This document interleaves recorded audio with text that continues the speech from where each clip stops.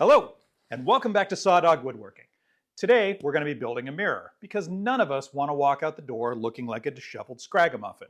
This is the mirror we're going to be building. It's part of an ongoing project that I've been doing for my daughter. If you haven't seen those other videos, one was a canopy bed and the other is a vanity. This is completing the vanity.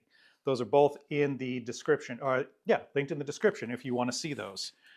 There's not really much more to say about that, so I've got the most important meal of the day, cup of coffee. Let's get started. Oh, right, let's go.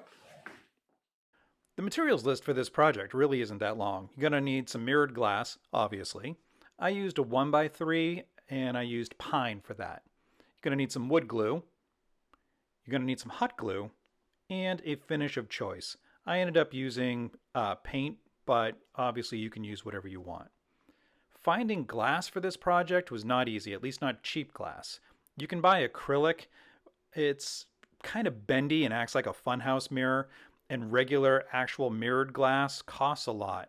I ended up going to Goodwill and I found this ugly ass mirror there that is kind of stinky too, but it ended up only costing 10 bucks, so you couldn't beat it.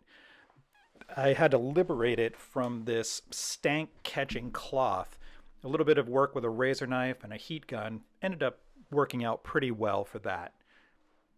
As you can see, it's really bound in there. I wanted to be careful. That glass ended up being pretty thin.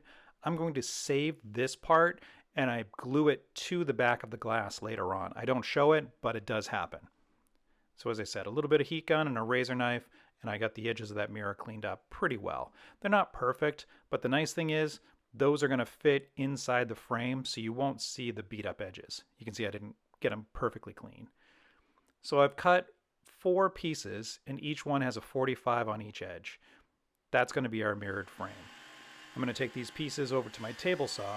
I have a sacrificial fence in place. You can see that white board there. Normally I would love to have that clamped in place. That way it doesn't cause a kickback and hit me in places I do not want to be hit.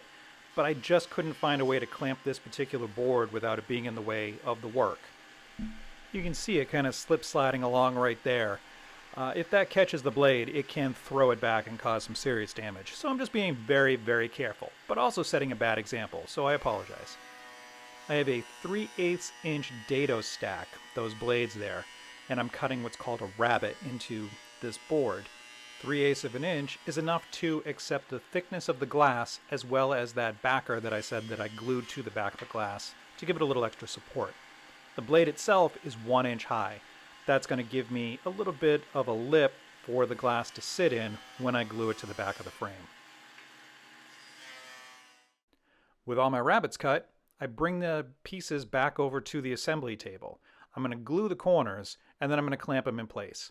If you're patient, you can just leave them clamped and the glue will be just fine.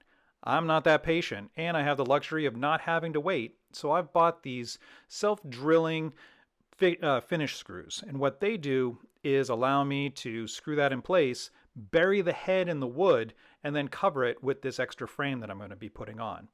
If you've watched any of my other videos involving my daughter's projects, you'll know that I've incorporated some of her crib into these projects. This frame that's going around the wider frame is part of her crib. The main frame is 3/4 of an inch thick. So I wanted to bump that up just a tiny bit, so I have made these an inch wide. That way it'll give that 1/4 inch reveal. From there I've glued everything on and I'm just going to finish nail them in place. And with that done, it's ready for paint. I am going to fill some of the holes, the nail holes, before I paint it, but you can see how that rabbit looks.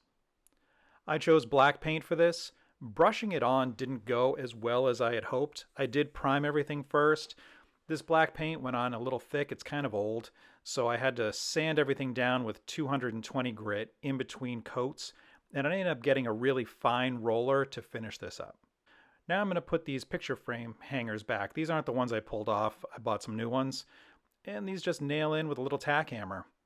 I make sure that I come down on both sides the exact same. I think I came down an inch, inch and a half, just to make sure that when I hang this, it doesn't hang crooked. The wood I'm using is soft, so it's easy enough to get the nails started just by giving them a little press. If you're using a harder wood, I recommend holding the smaller nail with a pair of vice grips. That way you don't bang your fingies and start saying things like, "Owie, my finger, fudge." From there, I want to use some hot glue. And I'm going to hit this, I don't know, about 4 or 5 spots on each side. And once that is set, we have a completed mirror. I hope you liked this video. Please check out my other videos. I've got plenty out there. Don't forget to hit like, please subscribe, and until next time, bye.